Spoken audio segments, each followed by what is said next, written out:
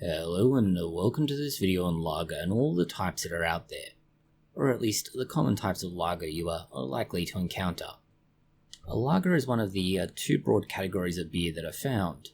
A lager is the other side of the coin from the far more common ale.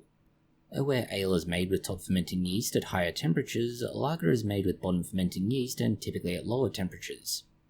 If you were trying to define the difference simply, ale is something made in spring and summer, and your lager is made, or at least fermented, in autumn and winter. The name lager is very much a development of how the beer was stored in cold cellars after fermentation, a process, unsurprisingly, called lagering.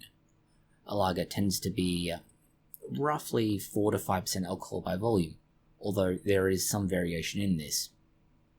For the most part, a lager is a beer style that can trace its roots back to the 16th century, and then it became, at least in Europe, more widely popular in the 19th century. It's then spread mostly across the world, although you still don't find it as much outside of, let's say, the former colonies of Britain, or parts of Europe. As such, you may not find it necessarily everywhere. To keep things simple, we'll look at 4 and technically 5 main types of lager.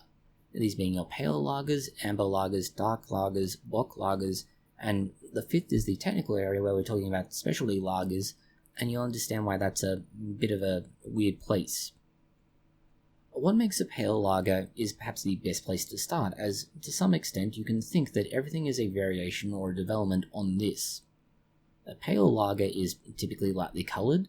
As the name would suggest, it's going to be golden, and the taste is generally far lighter and somewhat more refreshing. Now, depending on how strict you are in the definition of a lager, you may or may not find it hopped very much. In most cases, there's at least a modest amount of hop, which is one reason why it tastes refreshing and light. Lagers will generally be quite sharp in their taste, and it's because the process of making it at a colder temperature leads to it being, let's say, somewhat more, not just completely fermented, but to an extent, a lot of the other things you would find mixed in tend to fall out of suspension due to that coldness. It's also one reason why you generally taste the malt more, and there's a little bit more bitterness, as typically speaking, even with the lighter lagers, such as pale lager, they still use a somewhat more pronounced amount of darker malt. This doesn't mean that the pale lager in this case is going to be dark, it's just that they use enough that you can notice the taste. The examples we can give you quite easily are things like your Pilsner, Vienna Lager, and Stella Artois. To use the Pilsner as a simple example, they are known for being light and very sharp in taste. They are very light in coloration, and as far as carbonation goes, they're between medium and high. So they're not quite a soft drink, soda, or pop level of carbonation, but there's enough that they are at least a bit bubbly. They're also more malty flavoured than you would expect of, say, an ale in some cases. There's also enough hops added that they balance some of the sweetness left over from these sugars, not necessarily all being taken out of suspension or fermented, and in some cases you can consider the ethanol to a certain extent to be similar. We then have your amber lagers. Now, if you look at these on a historical level, you're basically looking at Germany and Austria. Now, the key thing here is that because they are bottom fermenting and they tend to be somewhat darker, you have to look at why they're darker, since theoretically they should be basically the same as your pale lager, except that they use a more somewhat darker roasted malt, which does add considerably. First of all, they generally, because they're relying more heavily on malt rather than, say, wheat or other things, but they're not extremely darkly roasted malt, they are a little bit bitter, but not hugely bitter. But because you've still got that little bit of bitterness, but plenty of malt added, you add hops to compensate for this. You need the hop aroma, flavour, and bitterness to compensate for that and balance it out. Generally speaking, it's why you have more malt flavour, but that malt flavour will be countered with the use of hops. When you look at particular examples, we can look at, say, the Marston's. Now, their coloration is going to be rather obvious, given we are talking about amber-coloured lager, but they also tend to be rather more full-bodied, although some of them can be more towards the medium end of things, so you'll find them always basically to the right of centre, if we're talking about lowest being left and most being far right. The caramel flavours are a result of that malting process and the roasting from it. And again, we mentioned that you should have hops. Now, one recurring thing you may see used is noble hops, which basically just mean that you have a rather more strong acid flavor from the hops, which will give a bitterness and add some to their aroma. They're also generally a smoother finish, let's say, meaning their mouthfeel is more comfortable for some people. Next we have dark lager, which would be the obvious progression. Since we've gone from pale to amber, we now have dark. Dark lager is essentially given in reference to the previous two. It's not quite the darkest, as we'll get to that in due course, but understand that because of how it's made, it is going to have certain features. One thing to note is that there's a lot more use of darker roasted malt, but not burnt malt, so to say. This means that it's not necessarily bitter, but it also doesn't rely on a stronger hop flavor, typically speaking. Understand, they can be used and there are exceptions, but because it's relying more on that maltiness, you don't get the hops to be as pronounced in most cases. A really crude analogy would be if you were to make a cordial-based drink, that is, a concentrate.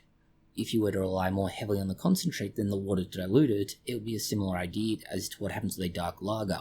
They rely more heavily on the concentrate or the malt extract to achieve the same result. And part of that process is simply that they are darker beers as a result, or in this case, lager.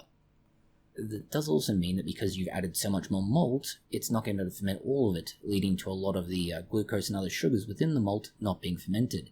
That does lead to a certain amount of sweetness being created, let's say. You will also notice inevitably that you get those darker malt tastes coming through, or notes coming through.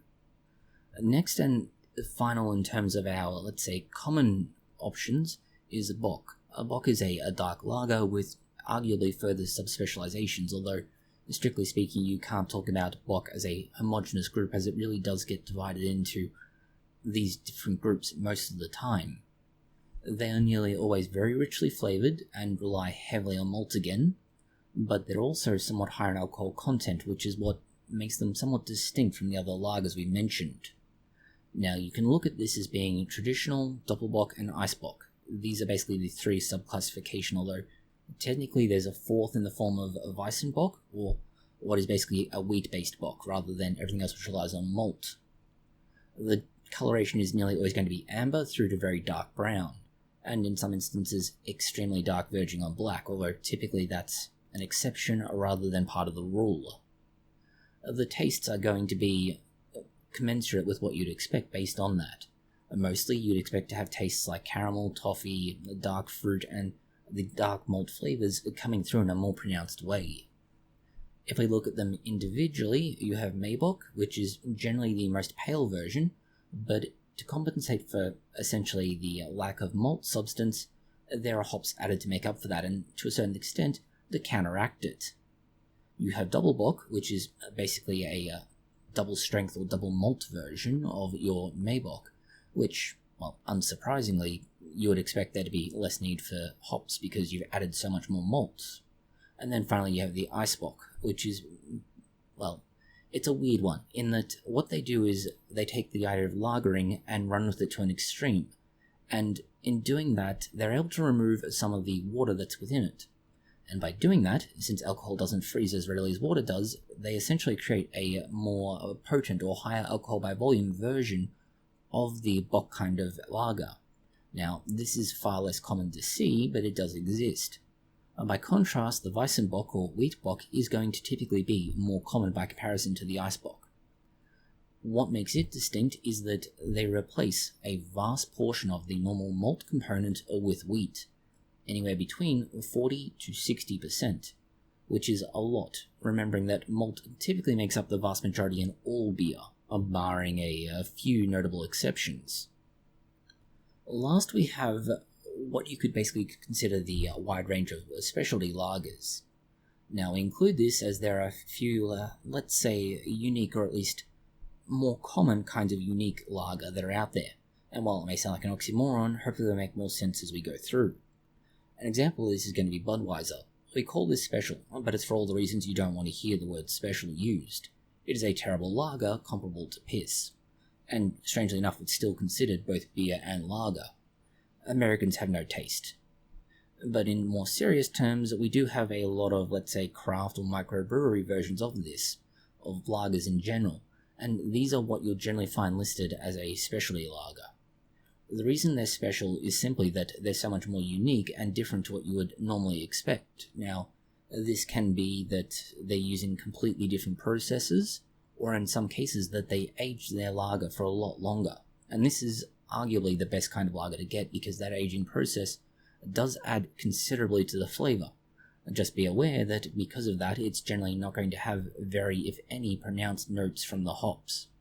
They're just too volatile and don't survive long storage, or at least they don't survive very well.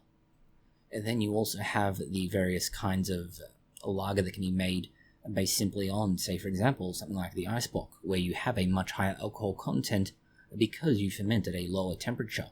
The yeast can survive working for a lot longer and therefore produce a much higher alcohol content than is typical.